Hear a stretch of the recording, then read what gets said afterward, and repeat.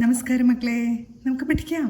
ഇന്ന് നമുക്ക് ചവർഗത്തിലെ മൂന്നാമത്തെ അക്ഷരമായ ജ പഠിക്കാം. ജ നമുക്ക് ജ എഴുതി നോക്കാം. ജ എന്നാണ് ഉച്ചാരണം. ഈ എന്ന സ്വരാക്ഷരം എഴുതുമ്പോൾ ടൂ ലൈൻ്റെ അടിയിലെ വരയിൽ നിന്നാണ് എഴുതാൻ തുടങ്ങുന്നതെങ്കിൽ ജ എഴുതുമ്പോൾ രണ്ട് വരയുടെ നടുവിൽ പേന വെച്ചിട്ടാണ് നമ്മൾ എഴുതാൻ തുടങ്ങുന്നത്.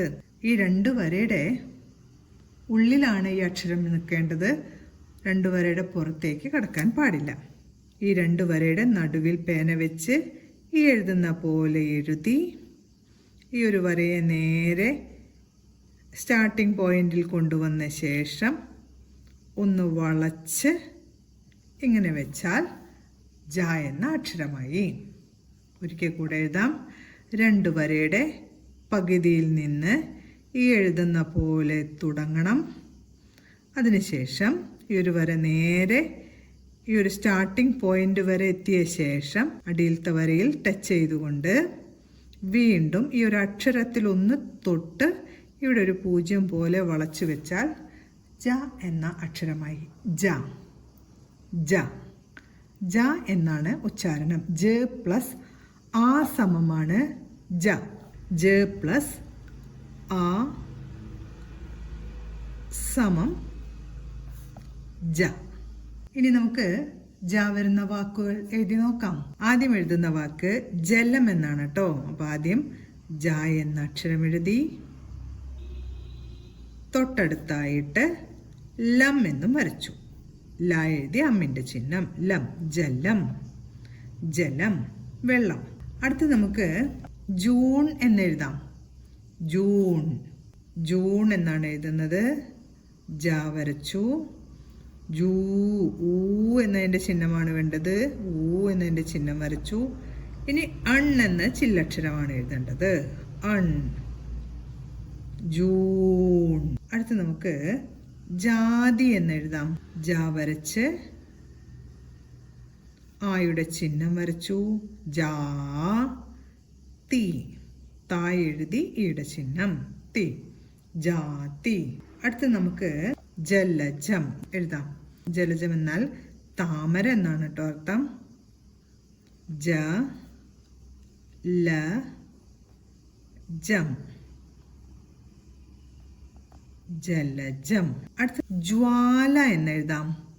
ജ്വാല. ജ വരച്ചു. ജ്വ എന്ന് ഉച്ചരിക്കുമ്പോൾ ജായുടെ കൂടെ വായുടെ ശബ്ദമാണ് കേൾക്കുന്നത്. വായുടെ ശബ്ദത്തിനായിട്ട് ഈ ഒരു ചിഹ്നം ചേർത്തു. ഇനി കൂടെ ആ എന്ന ശബ്ദം കൂടിയുണ്ട്. ഇപ്പോഴാണ് ജ്വാ എന്നായത്. ജ്വാ ല. ജ്വാല. അടുത്ത് നമുക്ക് ജ്വരം എന്നെഴുതാം. ജ്വരം. ജ എഴുതി ഇവിടെയും വായുടെ ശബ്ദം വരുന്നുണ്ട്. വായുടെ ശബ്ദത്തിനായി ഒരു ചിഹ്നം ചേർത്തു. ജ്വ. ജ്വരം. ജ്വരം. അടുത്ത് നമുക്ക് ജീപ്പ് എന്ന് എഴുതാം. ജ വരച്ച്